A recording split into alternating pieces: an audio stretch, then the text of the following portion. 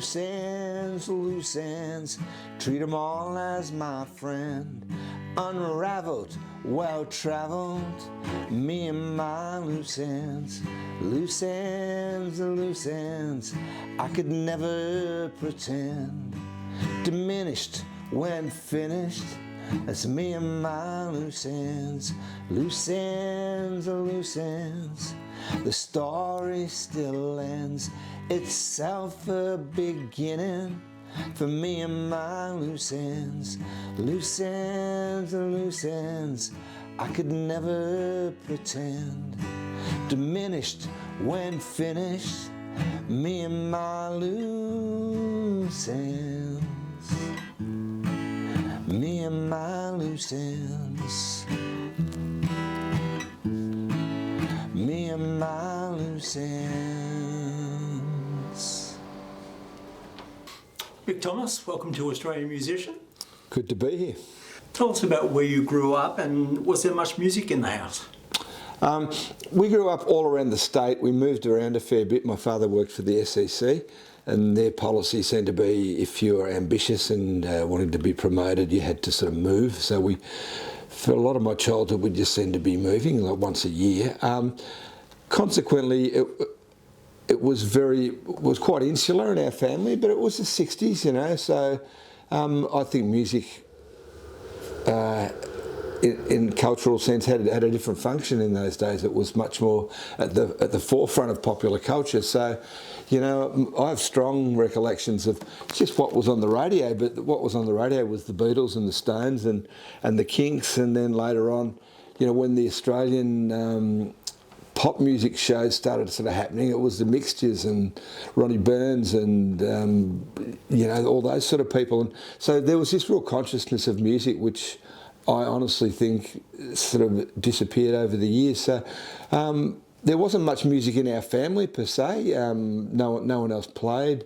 We sang a lot, you know. We sang in the car. Like getting a radio in the car was a big deal, and we didn't get a radio in the car until, you know, probably, you know, the 70s. You know what I mean? So it was just like we're on a car trip and we'd just be singing Beatles songs, and I think one of the things about why the Beatles kind of won out in that era is there's songs that are a bit more singable, you know, and that's not to take anything away from the Stones or whatever, but just those songs off those early Beatles albums are just so singable. And I just remember being in the car and singing "Love Me Do" or, you know, 8 Days a Week or those sort of songs. So that was really where music came from for us in the family. It was a love of music, and I'm the youngest of three, so like my older brother, who I shared a bedroom with until he moved out of home, poor guy, you know, I'm trying to think at what age, I would have been about 10 or 11 by the time he moved out. So he was like a 16, 17-year-old, you know, in like the 1960s, you know, like music was everything. So it was like, you know, I can still remember the first record player, and you know, the first records that the family got were like the Seekers and Slim Dusty, but then my brother was, you know, it was Jimi Hendrix and Cream and those sort of things. And then my sister, who was in between us, she's about 3 years older than me, it was Joan Baez, you know, so, and I think we all kind of met up at Bob Dylan, basically, and the band was probably where all three of us met, you know, but they were very big influences on me, and they were very much via my older brother and sister. Yeah. So how did you get influenced by the more rustic bush rock? I think the Kinks were probably the conduit, really, for me, you know, a combination of, you know, I worked out really early on that the Kinks just had something that other bands didn't have, and it was Ray Davies and his lyrics, you know. And there was a sense of kind of humour to what they did, which I couldn't find as much in the other bands. And then my father, he always loved Slim Dusty, you know, and I guess there was an age when that sort of country music that was really descriptive and really was more like your pop version of country music rather than, you know, maybe what country music had sort of gotten to in the States. But the versions that we were getting here were more like bush music, I guess.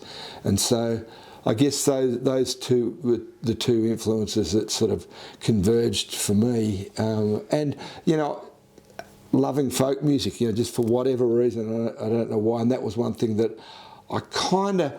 I mean, the closest thing that I got to it via my brother and sister was probably Bob Dylan, Joan Baez. But I sort of went on from there with it, you know, and all of a sudden it was the Chieftains and Planksty and those sort of bands. And no one in the family could work out where I'd sort of gotten that from, and I still don't know because, you know, we're a Protestant family and we didn't have that Irish tradition of the rebel songs or whatever, you know. But it was certainly there from very early on that sort of folk music, again, which is very descriptive and narrative in its basis, was just became really important to me very, very quickly. Yeah. At what point did you pick up a guitar and try and emulate Dylan and Baez? Well, there was a false start. Like mum and dad sort of came to all three kids and said, "Look, you know, we'd really like you to learn an instrument, yeah." Their attitude was that, you know, if you look at when they were born in the 20s and 30s, you know, that they never got a chance to play music. You know, that life was really different for them. You know, born into pretty poor families, and so they said, "Well, look, here we are. You know, we've kind of gotten through the Great Depression, we've gotten through the Second World War, and Australia's prospering, and, you know, it's time to do this stuff now, you know." And they really, and, you know, we all sort of ummed and ahed, and we never had a family piano, which is something that really makes me sad, you know, because I sort of think we would have been a good family to have a piano, but we didn't. So I tried. I said, "Oh, I don't know what. Maybe I'll try the harmonica," you know. And I just sort of grabbed the harmonica and couldn't really work it out. And so that was a couple of months of nothing. And then I said, "Oh, well, maybe guitar." And, you know, they sort of got me a pretty cheap guitar. And all of a sudden I was at the guitar school in Geelong, and I was catching the bus into town every Thursday afternoon or something like that, just to go to this guitar school from probably the age of, I'm guessing, 13, 14. And it was something that I took to the discipline of it straight away, you know. I kind of figured that, you know, I spotted really early on that I wasn't a natural, and that it was going to be just practice that was going to get me there. So I was really regimented about, like, doing an hour a day every day, and and mum and dad were thrilled to bits. You know, they just kind of, because there was a love of music, and, you know, like I say, it was post-war prosperity, and this was kind of just one element in it, and they were really happy about it until I started to think about a career in music, and then maybe not so happy then, you know. So at what point did you start playing with other musicians, or think about starting a band?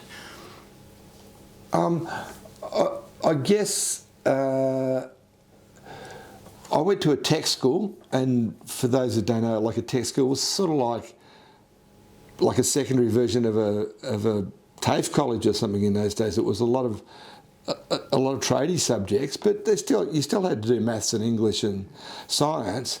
But my family had seemed like, my father was an engineer, and we seemed like that was our orientation, you know.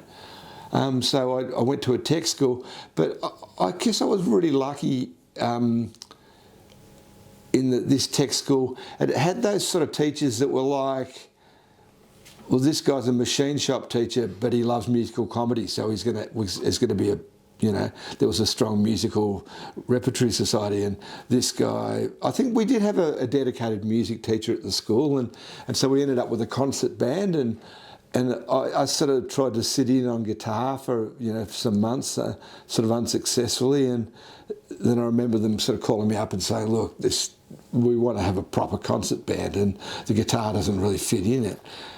So do you want to learn saxophone?" So, I took home a saxophone from school, and it was like I hired it. You'd hire it for a year, and it was like a big decision. Like, mum and dad had to pay was probably $150 for the year to hire this tenor saxophone. So I did that and learnt the saxophone, and I was terrible at it, you know, but I was like second or third saxophone in a middling, you know, school concert band. But out of that concert band, there would be kids that would hang around each night, and so, you know, one of the kids who played trumpet, he sort of wanted to play the bass guitar, you know, and like I was a saxophone player, but I could play the guitar. So all of a sudden that we had, you know, two of us, and then there was a drummer there. Then so the first bands that I had out of school were very kind of brass orientated, and I guess at the time I could think of the first 50s rock and roll revival was happening. So like Old 55 had appeared, and Happy Days was on television, and Happy Days was a big show, you know.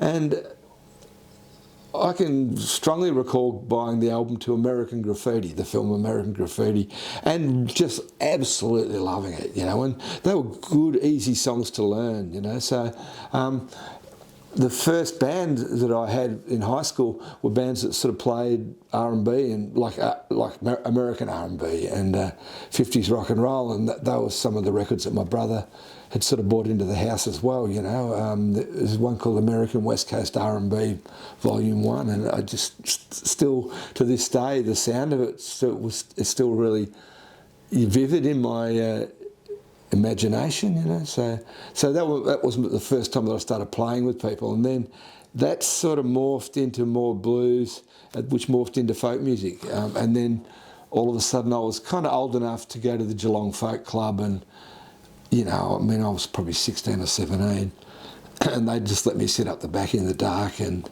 you know, I wasn't allowed to drink or anything like that. But Mum just was pretty conscientious, you know. They were pretty conscientious middle class people, and they kind of, you know, had to speak to the people running the folk club and say, look, Mick's not coming in to get pissed, he's coming in to listen to music. So I used to sit up every Friday night, and it was really, really important to me, you know. I probably did it a good dozen times, maybe 20 times, you know, just whoever was playing, you know. I'd sit up the back, and I could still remember Hugh McDonald, pre-Red Gum, you know, coming down, and I forget what his bands were called, but they just, to me, they just sounded like this dream, you know, because they were playing folk music, but playing it in a really feisty kind of way that I could really deal with, you know. And I can still remember people like that coming down, whether it was the Bush Inn in Geelong, which is right in town, or the Lord of the Isles, which is sort of down towards the footy ground there, which is where the Geelong Folk Club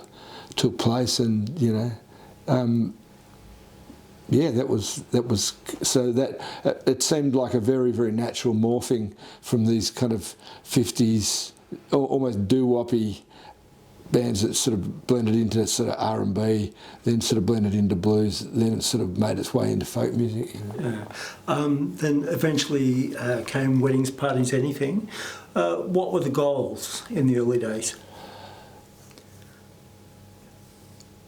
Out of all those sort of bands in Geelong, I kind of ended up with this idea of doing a folk rock band that was quite Australian in its kind of basis. So rather than Fairport Convention or Steel Eye Span, those sort of Pentangle, those bands that were singing about very Englishy stuff, which I absolutely loved, but I sort of saw myself as being able to do a more Australian version of that. And I had some bands in Geelong that were just, for whatever reason, weren't good enough. You know, the songwriting wasn't good enough. My songwriting was pretty ordinary. It was all over the shop, but maybe the bands weren't rehearsed enough. Maybe this player wasn't good enough. That player was. You know, I had some rock bands that were okay, but the folkier ones just didn't quite work. So the vision pretty quickly became convoluted and, you know, not potent. So the vision was wrong, but the execution was wrong as well. And I sort of drifted to Melbourne, and by the time I'd sort of got up here, it was a period of frustration. And I look back now and I go, my God, it was only a couple of years where things sort of didn't go right, but it felt like an eternity, you know. So I guess from around about the age of 18 through till, say, 21, was this period of just you know, it's depressing. Not failure is the wrong word, but just frustration, you know, like things just didn't go right, and the bands kept changing their names, and I couldn't hold on to the lineups, and then it sort of drifted from, you know, these sort of folk rock bands into, it just sort of become sort of rock and roll, really, but like rock and roll with a lot of lyrics, basically how you describe it. But it was, yeah, there were good times there and good gigs, but they weren't career good gigs, you know. They were good gigs for whatever reason. And so by the time I got to about 22, 23, I was kind of fed up, you know, and I had these, like, I moved to Melbourne and I really wanted to play music, and I'd sort of been finishing a university degree in sort of literature, sociology, that sort of thing, which I saw, and I still do, seeing it being really significant in terms of how it fed into the music that I played. But the bands just couldn't seem to get any rubber on the road. So it sounds like a funny thing now when I look at it, because I just can't even get the time scale of it. But I just said, I'm quitting, you know. And I guess I was around maybe late 22, early 23 years old. I'm quitting, you know, that's it, I've had it. I'm not going to do it anymore. I'm just going to go to the pub and, you know, just have a life, you know, and stop trying so hard. And it was kind of the best thing I could have done, you know. And when I look back now, I think the hiatus was probably 3 or 4 months, you know, that I didn't actually play with anyone. And then I just sort of, I was driving taxis at the time, and I used to drive at nights because I was just finishing off this university degree, and it kind of, I look back on it now as kind of a good time, you know, like, because I just let it go, you know, and then, you know, it just sort of occurred to me, you know, one night, there really was an epiphany, you know, and it was as simple as seeing Andy Irvine walk out of the Dan O'Connell Hotel, and I recognised him, you know, and I just, that's fucking dead. That's Andy Irvine from Planksty, you know, and and then I was sort of sitting there, and a guy came up and knocked on the window and said, "Are you free?" I said, "Yeah, I'm free." Yeah.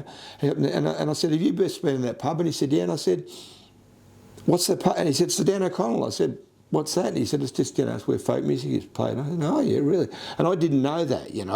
I'd moved to Melbourne, and I didn't know anything, you know. And I said, "That guy really looked like Andy Irvine." He said, "It was Andy Irvine." I said, "What in the fuck was he doing in there?" And he said, "Oh, he's just, you know, for the crack, you know, he was probably Irish guy or something."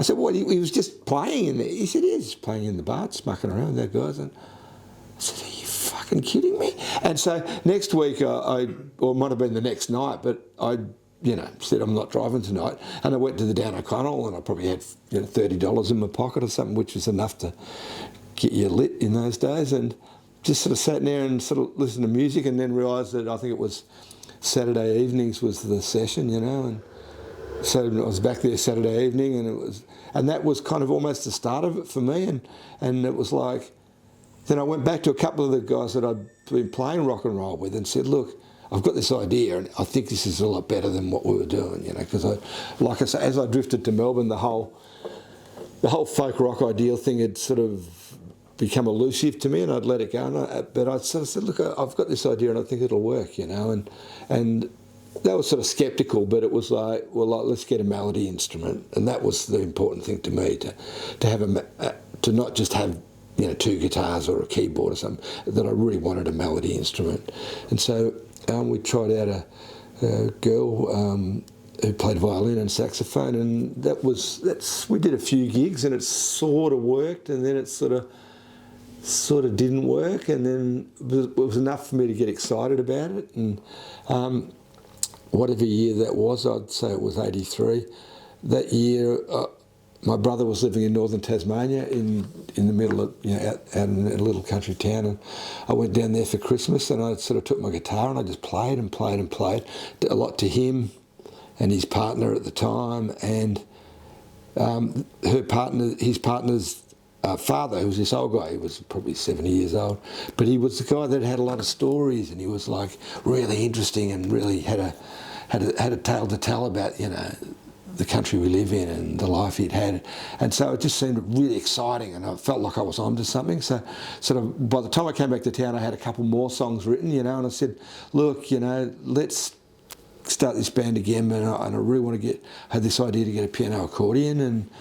And the one bit of music that existed in my family was an uncle, the guy that was married to my mum's sister, had been an accordion player, and I'd inherited this accordion. So I did some demos of some early songs that became wedding songs, and I played the accordion on them badly, but just multi-tracked them.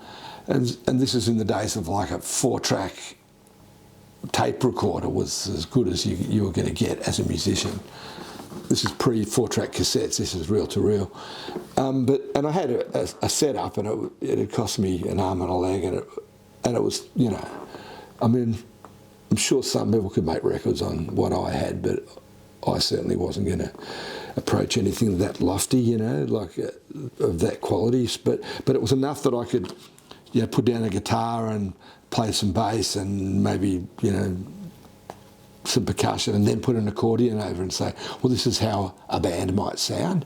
And so that was when I just started looking around, and I found Squeezebox Wally, and then it sort of took off pretty much from there, you know. Like it wasn't like a linear ascent, but it was, you know, it was on the up from there. Like the idea was good and it was strong, but it took me a long time to get to the idea. Do you remember the first time you heard one of your songs on the radio? Yeah. I can sort of remember it in two ways. I can remember it from like, you know, going into Triple R or 3CR or something like that, and here's my record, and then knowing that they were going to play it, and that was a great thrill. But I can still remember later on, and this is more commercially orientated, but when we'd become signed to Warner's, and we'd sort of made the first album, and we were it was a very strong memory, like we were all of a sudden we were promoting a record, you know, and Away Away was out, and they'd said, oh, it's getting airplay, and we said, oh, really, you know, like, wow. And then we'd gone to Queensland to do some gigs, and that was in the days when, you know, Warner's had an office in Brisbane, you know, and the Warner's person would come and meet you, and the Warner's person would come and met us and said, I'm going to take you to some interviews, and they'd taken us to an interview, and whether it was that interview or I think it was just on the radio, but we were driving. I distinctly remember it. We'd finished our sort of promo work for the day, and we were driving to go to the gig at Soundcheck, and it was pretty sure it was downtown Brisbane. And we just pulled up at the traffic lights, and there was a guy just standing at the bus stop, and you could hear music playing, and it was us, and it was in someone else's car. Yeah. And we said, fuck, you know, and we sort of tuned in and found it on the radio just to get it even louder. And I remember the guy just looked at us, and yeah, it was like, yeah, he was digging it, you know. It was like, that was the first time when it felt like, you know, properly, like that was airplay. Yeah. The music took you overseas as well. What do you remember about the first time you went overseas with the band? I think had music not happened the way it had happened for me, I would have gone overseas a lot earlier, and that certainly would have been one of the things that might have stopped me going mad or being a terribly frustrated person, because I really did have great aspirations to travel, you know, and all of a sudden it felt like music was a thing stopping me from travelling, you know. So when the weddings first went overseas, it was like so many dreams coming true, you know. I think Ash Naylor said a similar thing. He said the day he walked off stage in Sydney after their first time, he said his career could have finished that day, and he would have been happy, you know. He just wanted, and I was very much the same. You know, playing interstate was really important. Like getting out of Melbourne or out of Victoria was super important for me. But the first time we played outside of Australia was in Houston, Texas, and it was like there was a festival. To my knowledge, it's probably still going. It was like the Houston Festival, Town Festival, and each year they have a spotlight on a different country. It was, and And so that year it was Spotlight on Australia. And so, you know, all of a sudden we found ourselves on a plane. You know, they gave us enough money to get there, you know, and we were flying. And so the first time, you know, I think we stopped in Hawaii or somewhere like that on the way through. I don't know, somewhere like that. And I just remember getting off the plane, running across the tarmac and running up to the bar and having a beer and back on the plane. And then we'd sort of landed in LA and we were just a complete fucking rabble, yeah, as a band. Like how we even sort of got through it as far as, you know, that it was so many things happened on that trip, you know, like I lost my boarding pass and Pete Lawler bought a bottle of Bundy and it broke in his bag, you know, like, you know what I mean? So when we got off the plane in Houston finally, it was like, this is amazing, you know, we've actually kind of gotten across the world and we're here, we're a band. And it was a little club. It was a club, honestly, not much bigger than the pub we're sitting in now, the Merri Creek Tavern. It was the tiniest little club. And even though we had these bigger gigs at the festival, they'd arranged a little club gig for us. And it was pretty exciting, you know. It was just us in the corner of the bar, and it was like, how many vocals you got? You got 4. Well, we've only got, you know, 8-channel mixers, so can you do with that one vocal? Yeah, we can do with that one vocal. You know, it was like that. It was really rudimentary. But there was no sense of, oh my God, I've travelled across the world to play in this shithole. It was like, my God, we're playing in a bar in Texas, you know.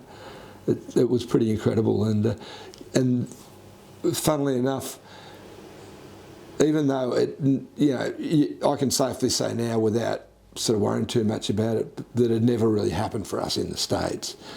That night, because we were signed to Warner's sent, you know, one of their main A&R guys down, and he flipped. You know, he saw the band that night and he flipped. He just said, "Fuck, this band is the band," you know. This is going to happen.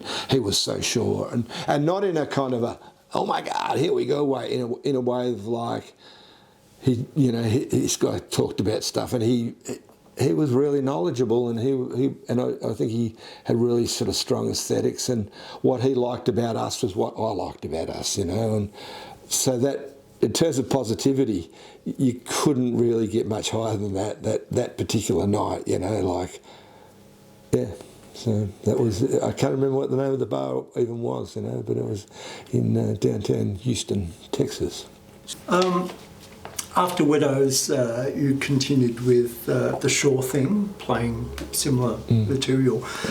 Plus you also started playing more as a solo artist. How different was it writing and recording for just your name and not a band? It's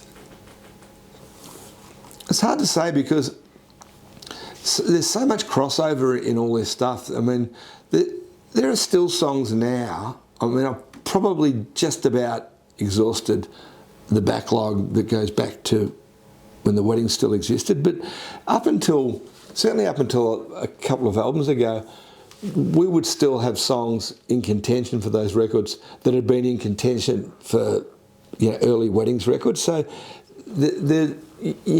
ideas are, some ways they're really easy to come by, and some ways they're really hard to come by. You know, ideas are everywhere, but ideas that work, you know, are few and far between. So you're always on the kind of lookout for ideas. So sometimes you have an idea and you go, well, it's not going to work in this format or for this album, but it's still a good idea, you know. So what I'm getting at is, for me, I've never really written that much for a particular project. You just keep writing and think that they'll sort of find their place sooner or later. So I guess it was the decision-making process around an album that would sort of change post-weddings a real lot, and taking it that, and I've got to sort of frame this in the right way. If there's 5 people in a band, they don't have equal say, you know. I'm a reasonably fair human being, but I'm also practical, and when you make a record, you know, a perfect democracy just doesn't work, you know. So inevitably there will be one person who's going to be the boss, who's going to, and it's not to say the final say, but who's going to drive the project. And that person might cleave to one person, cleave to another person at different points in the process, you know. And that's, I don't think there's a band in the history of the world that hasn't been that, you know. And it's, I mean, and there are varying degrees of, you know, like I say, there are bands that are more democratic than others, and there are bands that are not democratic at all, you know. That, you know, some bands that where the singer just goes in and makes the records, and then the band has to just play the parts when they get live, and that's reasonably common, you know. But I think in the weddings, there was generally myself and at least one other person that were driving the project that I would defer to all the time. And that didn't really change post-weddings, you know, like say, if I look at, say, the first album post-weddings, well, you had, say, Darren Hamlin in the band. Now, Darren's a really strong musical presence and creative force, and maybe at the time he didn't quite stand up as much as he maybe thought he might have, you know, like maybe I was too bullish about what was happening. Because if you look at the albums Darren's made, yeah, he's very sure-handed, you know, like with the records that he's made. And so later on, at a much later date, I brought Darren back into the fold to produce an album, because I just do think he's that creative a guy, and he's got the ability to sort of see things in a really, you know, broad, as a broad overview, which is what I think you need to make good records, you know. So I don't think there was ever a time, I don't think there's ever been a time when I've gone in to make a record when I felt like it was just me making it, you know. I'd always had someone in the band, whether it's so, if you look at, say, post-weddings, and I think by the end of the weddings, I was starting to feel quite isolated in a creative sense. And I'm talking almost after Riveresque, and you go, well, there was no albums after. You go, well, there was a live album, and there was the best of, and we recorded some tracks for the best of, and I felt, yeah, that was the time, not a good time for me, and I felt isolated creatively, and I didn't feel like I was really hitting it off with anyone much in the band, and maybe Wally had other things on his mind, and so when I let that go, probably in a weird way, the first albums that I did as a soloist, yeah, when I had, say, Darren, and then pretty soon after that, you know, Craig Pilkington, Michael Barclay became involved again. I was deferring to those people really strongly, you know, and they were sort of really a big part of it. Whether that made for great records or bad, it's not for me to say, you know, but they were certainly a big part of the process of making those records. And then, you know, as sort of it drifted through and we sort of ended up with different lineups, ultimately Wally ended up coming back in, and he's a pretty sure-handed person to make records with, Wally, you know, because like he tends to sort of like, I'll charge off on a thing and I'll be charging pretty hard, and he'll, you know, then he'll maybe say, hey Mick, you know, maybe we should pull back a bit on that or pull back a bit there. You know, he's more like a person that guides it, rather than saying, be sitting down with Wally and say, what sort of record are we going to make? Let's make this record. It's more like, you go and start on it, and I'll just kind of tell you if you're getting too far out of line, and kind of that's pretty much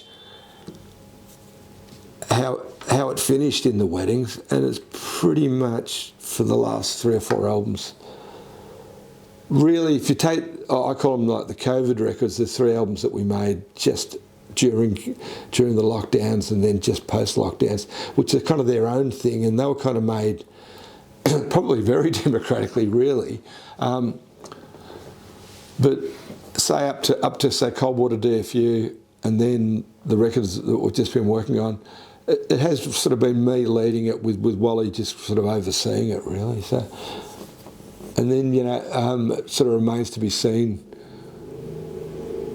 you know, what, say, someone like, you know, Ben Franz getting involved and having been on 2 or 3 albums now, and, you know, just probably feeling that he's much more in a position to actually affect the outcome of those records. And someone like Ben, if you think of, you know, having been in or still being in a band like the Waifs, which have got really strong and sort of volatile creative energies going on, he's just not a guy that's going to come in and start throwing his weight around. You know, he has to feel like his position is kind of established and welcome. And maybe as time goes on, that's something that Ben does. Brooke Taylor, is, you know, I think maybe unfairly she judges herself as being less experienced than everyone else in the band. But a few times I've had to say to Brooke, look, Brooke, you know, you've made quite a few albums. You know, you've made 2 albums under your own name, where you've had to take a bunch of songs that are there and then get them through to there where there's an album. Don't discount what that is as a process. And then she's worked on other people's albums. So in having looked at the process of, you know, from go to woe, she's in a good spot. So like I say, I've been really trying to say to her, you know, you're in a position to say what you think, you know, but rather than always be, well, I'm just a junior member of the band. But you know, she's got a lot to offer. So whether someone like that doesn't step up, but it has to be sort of a natural thing, I think, you know.